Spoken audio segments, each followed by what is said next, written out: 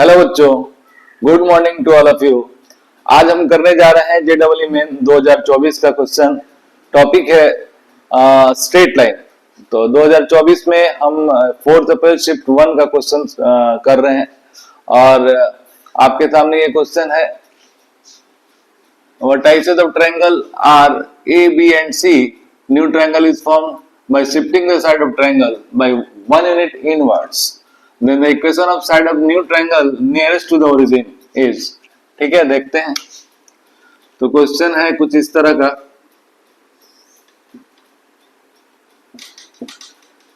X axis, this is origin.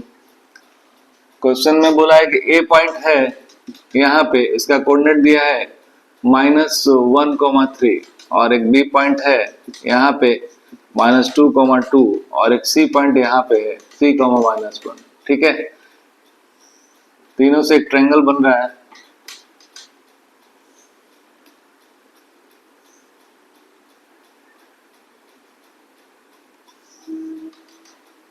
और triangle के sides को हम शिफ्ट कर रहे हैं इनवर्ड्स। तो इनवर्ड शिफ्ट कर रहे हैं, तो इसको हमने शिफ्ट कर दिया 1 यूनिट अंदर इनवर्ड्स, इसको भी हमने शिफ्ट कर दिया पैरेलल में, पूरे साइड को शिफ्ट कर रहे हैं 1 यूनिट इनवर्ड्स। सिमिलरली इसको भी शिफ्ट कर दिया इसके पैरेलल, तो एक नया ट्रायंगल बना, नया ट्रायंगल बन गया। तो न्यू ट्रायंगल का आपको then equation of side of the new triangle nearest to the origin. ठीक है, अब यहाँ पे कुछ कंफ्यूजन है। यहाँ पे नियरेस्ट टू द ओरिजिन देखा जाए तो कौन सा, ये वाला साइड का, अब ये दिख रहा है कि ये कितना शिफ्ट हुआ, ये इतना शिफ्ट हुआ, ये ऊपर शिफ्ट हुआ, ये इधर शिफ्ट हुआ। तो नियरेस्ट टू द ओरिजिन देखा जाए तो ये साइड, ये लाइन है, ये साइड है। तो अब ये देखते हैं कि अब ऑप्शन के अकॉर्डिंग हमें देखना पड़ेगा कि कौन सा साइड होना चाहिए। ठीक है ना, तो हम पहले हमारा काम स्टेप यही होगा कि हर साइड का इक्वेशन निकालना पड़ेगा। ठीक है, तो एसी का इक्वेशन निकालते हैं, इक्वेशन ऑफ एसी। तो क्या होगा देखते हैं, इक्वेशन ऑफ एसी।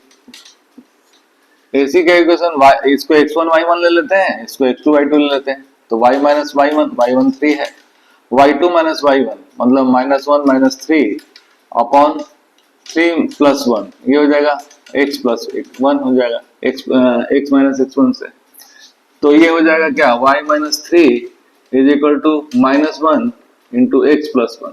ठीक है, x + 1 तो कितना हो जाएगा, x + y is equal to 2 हो जाएगा, -1 2। तो देखो x + y is equal to 2 option में है अपने पास, x + y दोनों ऑप्शन में। ठीक है, अब ये देखते हैं कि हो सकता है अब x + y है ऑप्शन है, तो उसको चेक कर लेते हैं क्रॉस चेक, ये है कि नहीं ऑप्शन, इसके अकॉर्डिंग ऑप्शन आ रहा है कि नहीं। हम हर साइड से इक्वेशन को निकालना थोड़ा टाइम टेकिंग होगा, तो इसी को सॉल्व करके देख लेते हैं।